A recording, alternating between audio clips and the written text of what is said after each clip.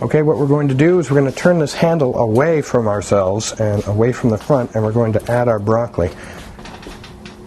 And we're going to make sure that it's pressed all the way down. We're going to do the same thing with our potatoes. We're going to put them in. And also, to make them cook faster, we're going to cut the bigger ones into quarters.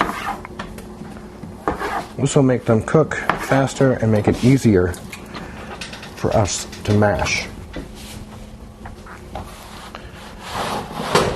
All right, now we're going to go ahead and we're going to mince 4 garlic cloves.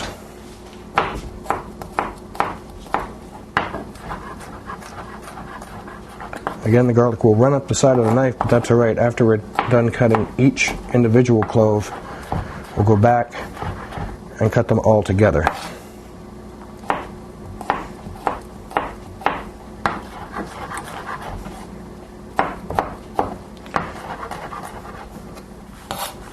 So when we're done cutting our garlic, we're going to take some red onion. I'm just going to take 1 ring of red onion, take off the skin,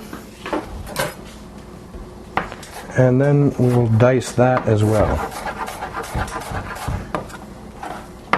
We're going to want to have about